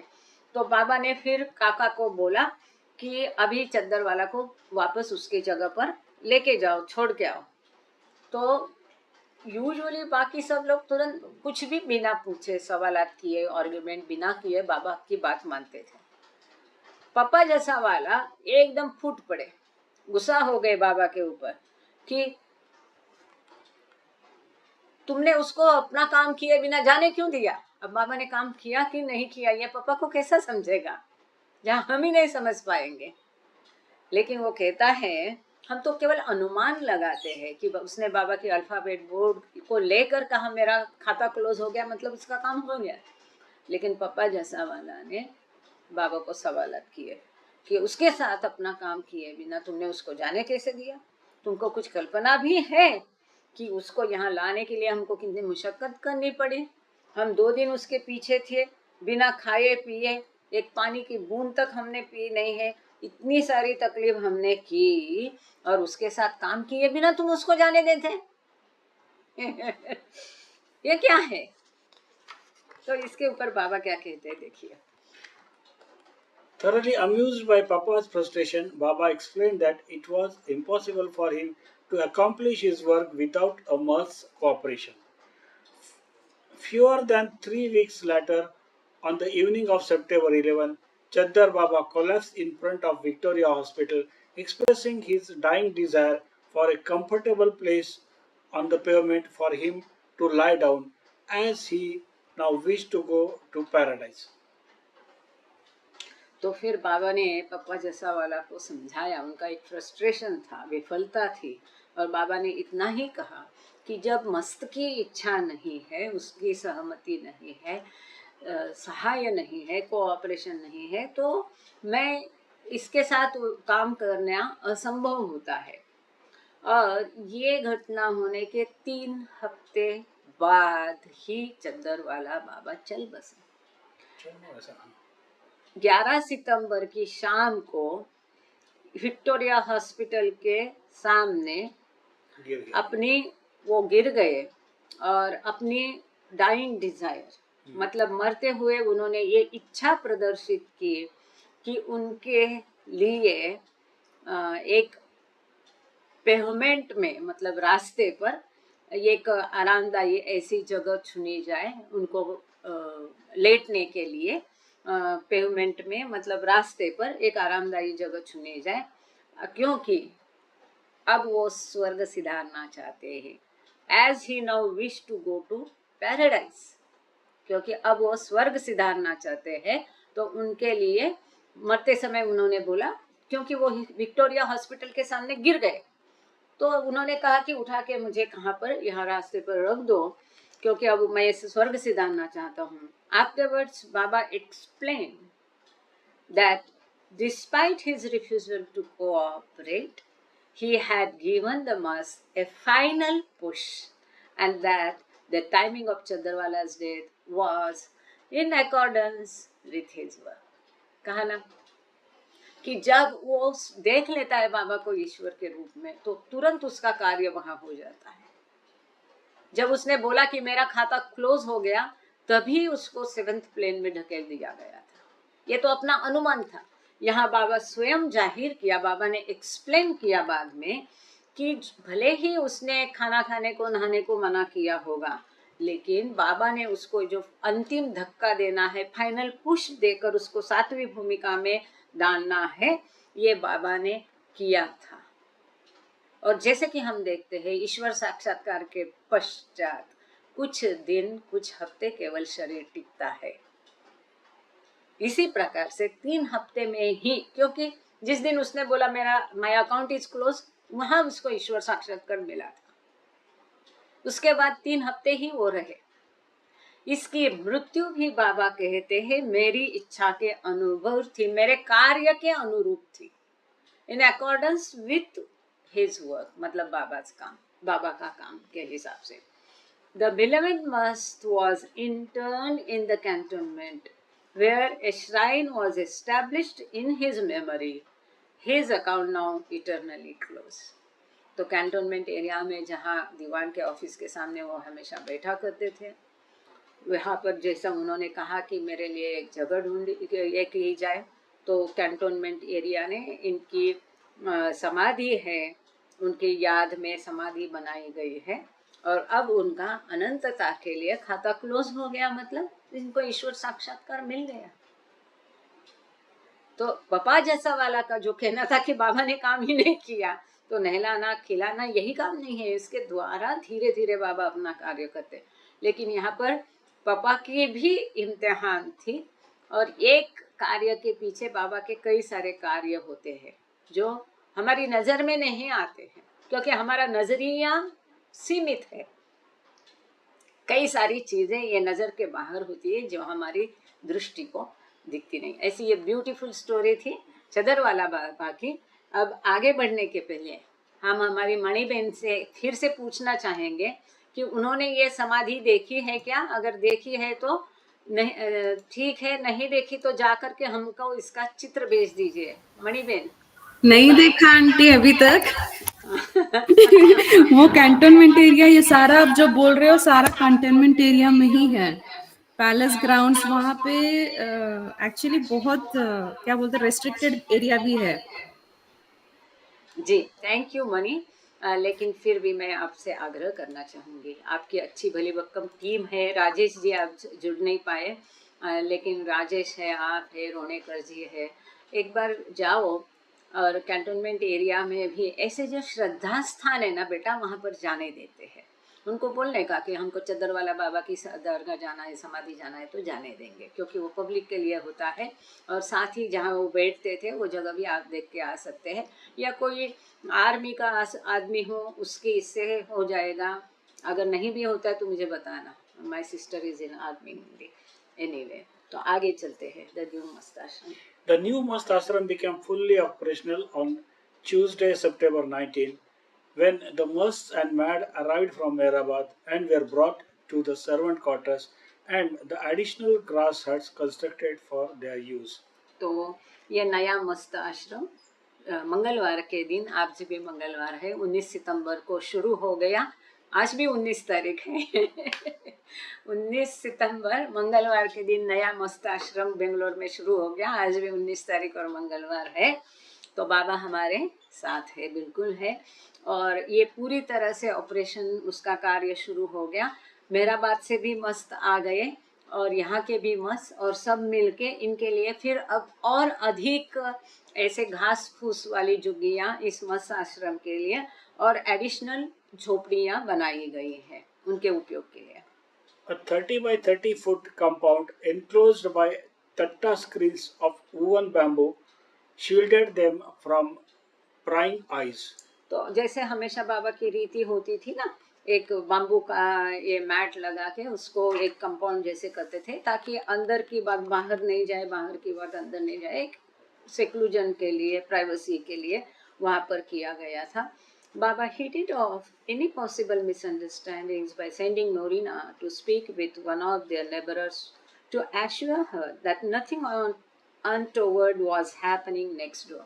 तो हमने देखा कि टोका में और कहीं भी किसी भी जगह जिस प्रकार इस प्रकार का बाबा जब टट्टा बाम्बू की बांस की ओर रहती है, आपने देखा होगा उसको, या चित्र में भी है कई बार, तो इस प्रकार का कंपाउंड वॉल बाबा खड़ा करते तो आसपास के लोगों को अनावश्यक एंजाइटी और उत्सुकता होती थी, अरे इसके पीछे क्या चल रहा है, कोई गलत काम तो नहीं हो रहा है। तो इस बार बाबा ने खबरदारी ली और फिर नोरिना मैच बेली को पड़ोस में, क्योंकि उसका एक अपना रोग था, प्रभाव पड़ता था लोगों पर, तो बाबा बराबर जहाँ जिसको उपयोग करना है करते थे। तो नोरिना मैच बेली को अड़ोस पड़ोस में बाबा ने भेज दिया, ये क्लैरिफाई करने के लिए कि यहाँ कोई गलत काम नहीं चल रहा है और यहाँ सब कुछ जो भी भले ये ऐसा कंपाउंड खड़ा किया है बांस का चटाई इसके पीछे, लेकिन इसके पीछे कोई गलत काम नहीं है और यहाँ पर सारा आध्यात्मिक कार्य होता है। ये बताने के लिए नोरिना को भेज दिया बाबा ने। देखो, He renewed his practice of bathing, shaving, dressing, and hand feeding the men, while Kitty resumed the task of preparing their food, either rice, chutney, or chapatis, or else dal and one spicy vegetable. Ranu and later Margaret also helped prepare their meals. तो इस प्रकार से बाबा ने जो मस्तों के साथ अपना कार्य था, उनकी साधारण प्रैक्टिस थी, उनको नहलाना, उनका दाढ़ी करना, उनको कपड़े पहनाना, उनको हाथों से खिलाना, ये चालू अपना कार्य बाबा ने मस्तों के साथ चालू रखा। और किटी जो है इसको जिम्मेदारी दी गई थी इन सब मस्तों के लिए खाना बनाने की। इसमें या तो चावल, चटनी, चपाती होती थी या केवल दाल होती थी और एक स्पाइसी मतलब मसालेदार सब्जी होती थी।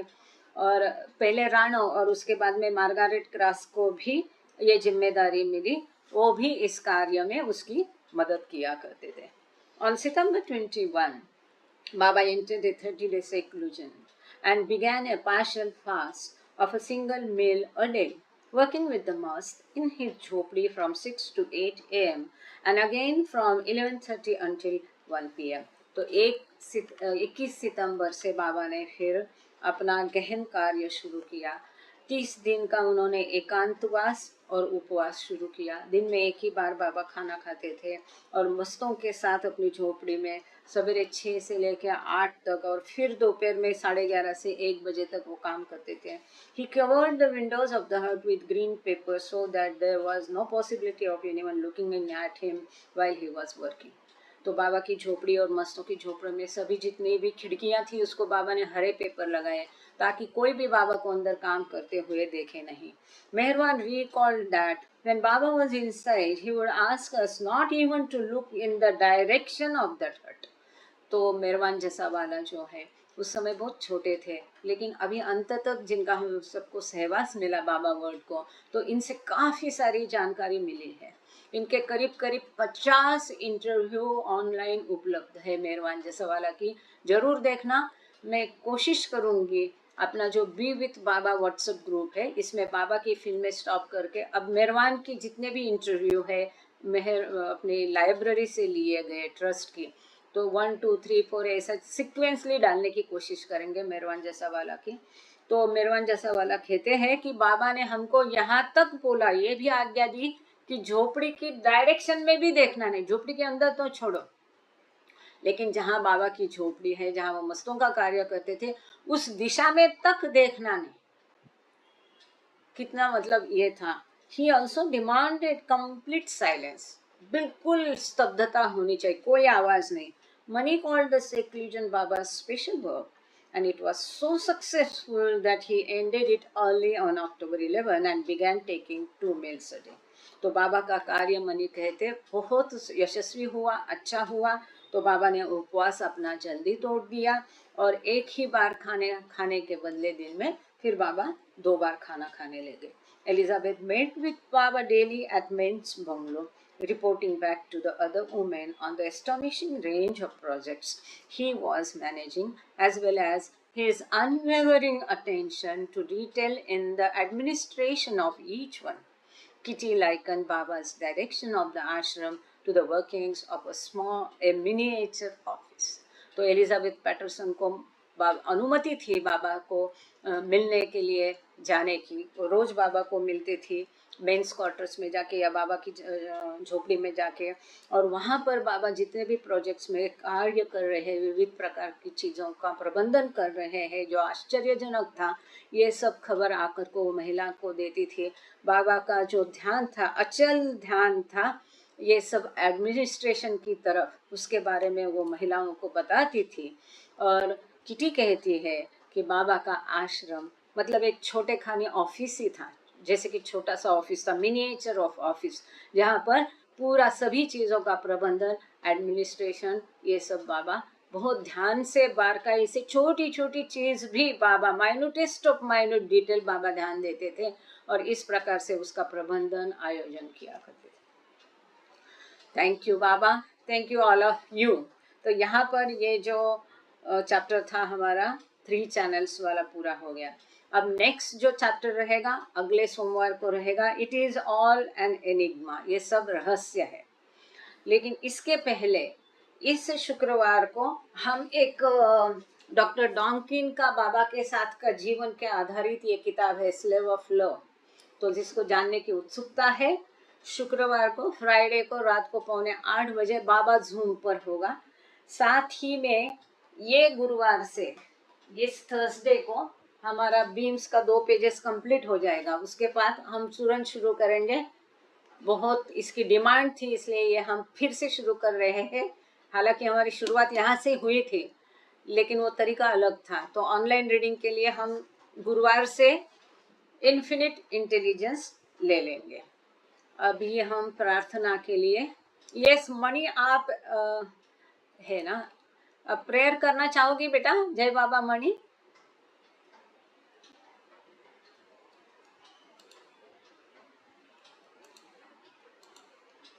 प्रार्थना का समय हो गया. मणि, जय बाबा मणि, अपना माइक अनम्यूट करके. जय बाबा. हेलो, आप प्रेयर करोगी बेटा? इंग्लिश में कर लूं आंटी? हाँ बिल्कुल बिल्कुल. ओके. है ना, हो ही गया ना टाइम. अवतार मेहर बाबा की जय. Thank you Baba, thank you Mani, thank you all of you for joining. Thank you Baba. Avatar Meher Baba की जय. जय Baba. O Parvardigar, the preserver and protector of all, you are without beginning and without end. non-dual, beyond comparison, and none can measure you. You are without color, without expression, without form, and without attributes. You are unlimited and unfathomable, beyond imagination and conception, eternal and imperishable. You are indivisible, and none can see you, but with eyes divine. You always were, you always are, and you always will be. You are everywhere, you are in everything, and you are also beyond everywhere and beyond everything. You are in the firmaments and in the depths. You are manifest and unmanifest, on all planes and beyond all planes. You are in the three worlds and also beyond the three worlds. You are imperceptible and independent. You are the Creator, the Lord of Lords, the knower of all minds and hearts. You are omnipotent and omnipresent. You are knowledge infinite, power infinite, and bliss infinite. You are the ocean of knowledge, all knowing, infinitely knowing, the knower of the past, the present, and the future, and you are knowledge itself. You are all merciful and eternally benevolent. You are the soul of souls, the one with infinite attributes. You are the Trinity of truth, the knowledge and bliss. You are the source of truth, the ocean of love. You are the ancient one, the highest of the high. You are Prabhu and Parameshwar. You are the beyond God and the beyond God also. You are Parabrahma, Allah, Ilahi, Yazdan, Ahura Mazda, and God the Beloved. You are named Izzat, the only one worthy of worship. Om Parabrahma Paramatma, Ya Istan, La ilah illallah. O God, Father in heaven, we repent, O God, most merciful, for all our sins, for every thought that was false or unjust or unclean, for every word spoken that ought not to have been spoken, for every deed done that ought not to have been done. We repent for every deed and word and thought inspired by selfishness, and for every deed and word and thought inspired by hatred. We repent most specially for every lustful thought and every lustful action, for every lie, for all hypocrisy, for every promise given but not fulfilled, and for all slander and backbiting.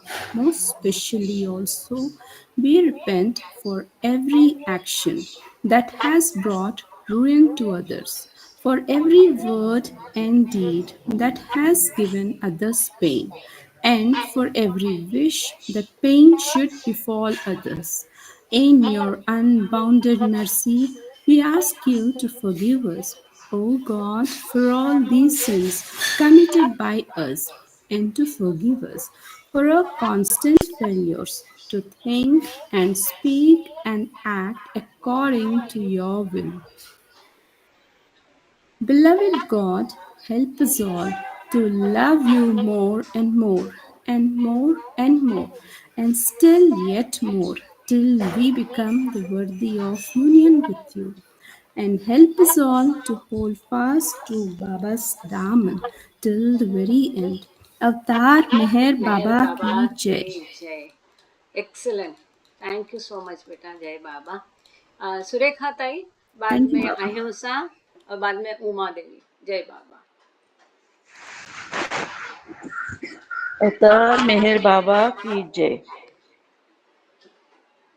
How can one fathom your fathomless being? How can we know you? We see with cross eyes. A glimpse of your shadow has blinded our seeing. How can your glory ever be realize. Consumed is my mind in your fire and flame. Accept it, O Meher, in oneness. Consumed is my heart in the sound of your name. Accept, O Meher, my arti. Accept, O Meher, my song. Thoughts cannot reach you, and words cannot speak you. Infinite ocean of unending bliss. Though we beseech you, how can we seek you? How can the finite know limitlessness? Consumed is my mind in your fire and flame. Accept it, O Meher, in oneness. Consumed is my heart in the sound of your name. Accept, O Meher, my arti. Accept, O Meher, my song. At your command, suns and stars give their light. What in the world can I offer as mine? Even my gift of love would be not in your sight, but 12 reflections of your love divine. Consumed is my mind in your fire and flame. Accept it, O Meher, in oneness. Consumed is my heart in the sound of your name. Accept, O Meher, my arti. Accept, O Meher, my song. You are the ancient one, Lord of creation. How can we measure your true majesty? You are the Christ, the divine incarnation. Dear Lord, please don't be indifferent to me. Consumed is my mind in your fire and flame. Accept it, O Meher, in oneness. Consumed is my heart in the sound of your name. Accept, O Meher, my heart. Accept, O Meher, my song. You are the beginning and end of all things. 'Tis you alone who assumes every role. Sinners and saints, beggars and kings. You are the source and you are the goal. Consumed is my mind in your fire and flame. Accept it, O Meher, in oneness. Consumed is my heart in the sound of your name. Accept, O Meher, my heart. Accept, O Meher, my song. How can one fathom your fathomless deed? How can we know you? We see with crossed eyes. A glimpse of your shadow has blinded our seeing. How can your glory be realized? Consumed is my mind in your fire and flame. Accept it, O Meher, in oneness. Consumed is my heart in the sound of your name. Accept, O Meher, my arti. Accept, O Meher, my song. Accept, O Meher, my arti. Accept, O Meher, my song. अवतार मेहर जय बाबा बाबा की जय. Thank you ताई. जय बाबा. अहिंसा. जय बाबा. बाद जय में बाबा. उमा जी. जय बाबा. अवतार मेहर बाबा की जय.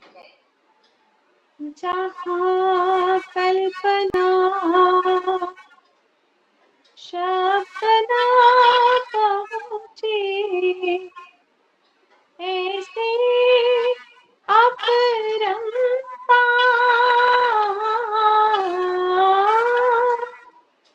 नीति नीति वेद पुकारे, महिमा पूरी अपार। दिव्य सनातन परम दयाघन, दिव्य सनातन परम दयाघन, हे जगदुद्धारो मिहिर मन आरती स्वीकारो, मिहिर मन आरती स्वीकारो।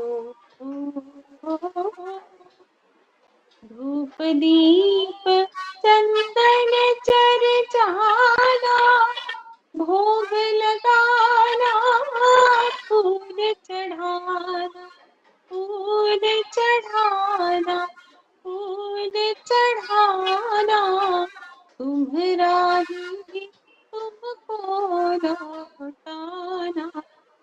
काहे बढ़ा करूं मिहिर मन आरती स्वीकारो, मिहिर मन आरती स्वीकारो। सकल निधि के तुम कारण हो, सकल विश्व तारण हारे, तुम सम और नहीं तुम ही हो, हे सत अवतारो फिर मन आरती स्वीकारो, मिहिर मन आरती स्वीकारो। सकल चराचर तुम्हारी माया, माया की तो तुम्हारी छाया, तुम्हारी छाया, तुम्हारी छाया, तुम्हारा अंत न कोई आया। तुम हो अनंत करो मिहिर मन आरती स्वीकारो, मिहिर मन आरती स्वीकारो। अपने को जग जो नहीं जाने, महिमा तुम्हारी क्या पहचाने, क्या पहचाने, क्या पहचाने। जो कुछ भी कहते अनजाने, गुण गाते तुम्हारो मिहिर मन आरती स्वीकारो, मिहिर मन आरती स्वीकारो। सीमा नाही तुम्हारी कृपा को, क्या कोई दे सकता प्रभु तुमको। भीख तुम्ही दो प्रेमी जनों को, नित्य तुम्हें सुमरो मिहिर मन आरती स्वीकारो, मिहिर मन आरती स्वीकारो। दिव्य सनातन परम दयाघन, दिव्य सनातन परम दयाघन, हे जगदुद्धारो मिहिर मन आरती स्वीकारो, मिहिर मन आरती स्वीकारो, मिहिर आरती स्वीकारो।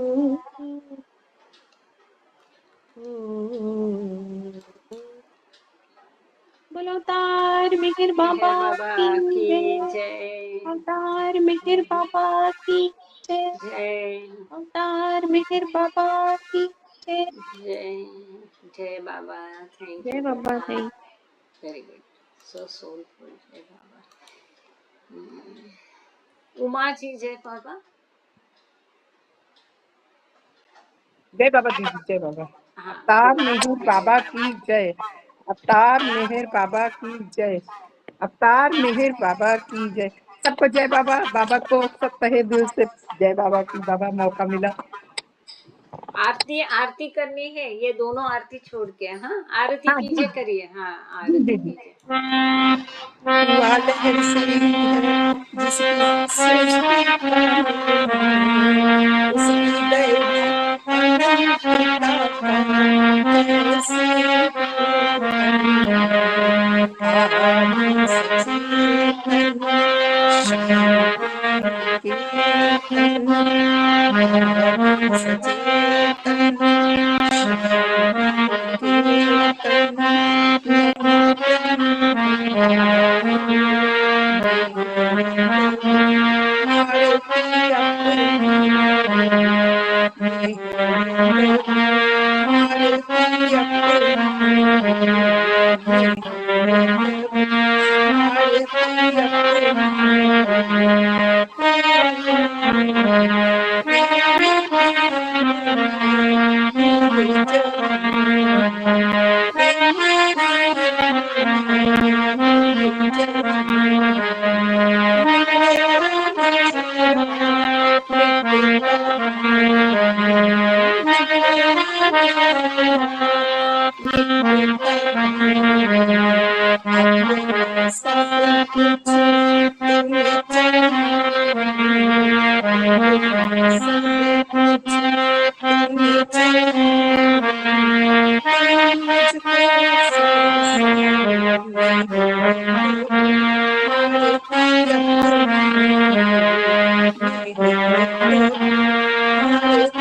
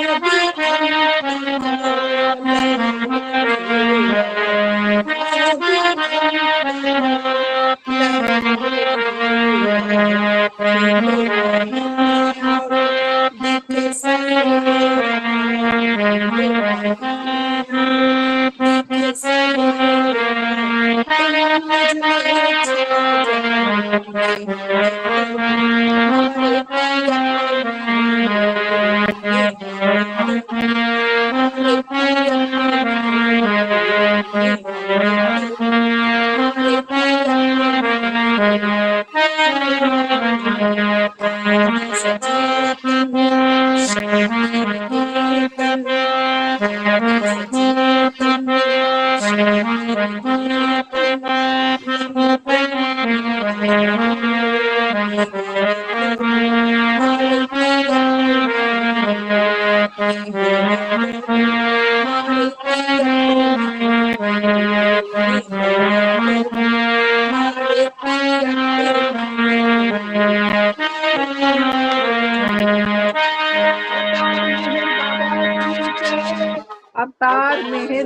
बाबा की जय। अवतार मेहर बाबा की जय। मेहरा मेहर की जय। मेहरा मेहर की जय। सच्चिदानंद मेहर प्रभु भगवान की जय। जय जय त्रिलोकीनाथ अवतार मेहर बाबा की जय। जय बाबा। धन्यवाद। जय बाबा। जय बाबा। सब लोग अभी अपना ऑडियो खोल के बाबा की जयकार करिए साथ में। जय बाबा। ऑडियो वीडियो खोल करके जय मेहर बाबा, जय मेहर बाबा, जय मेहर बाबा, अवतार मेहर बाबा की जय। जय बाबा सबको। जय बाबा, जय बाबा, जय बाबा। जय बाबा दीदी सबको जय बाबा। जय बाबा। जय बाबा जय बाबा। आदमी के गाड़ी ही बहुत है। नहीं सीखी हमने। जय बाबा। हाँ? जय बाबा। जय बाबा। जय बाबा। जय बाबा। अवतार मेहर बाबा की जय। अवतार मेहर बाबा की जय। अवतार मेहर बाबा की जय। जय Baba. Thank you Baba. Thank you all of you. जय बाबा। जय जय बाबा। बाबा। कितना अच्छा लगता है सब बाबा प्रेमी को देख के। सबके जय हृदय बाबा। में बाबा है तो अच्छा लगता है सबको देख के। जय बाबा। जय बाबा। सुनीता जी जय बाबा। जय बाबा। जय बाबा। जय बाबा। जय बाबा। जय बाबा ताई। जय बाबा। आंटी खूप छान आरती गायल्या. थँक्यू आज बाबा जय बाबा ताई ताई जी जय बाबा। आप सभी को जय बाबा। सभी जय को बाबा। वर्मा जी बाबा। जय बाबा। सबको जय जय बाबा। बाबा।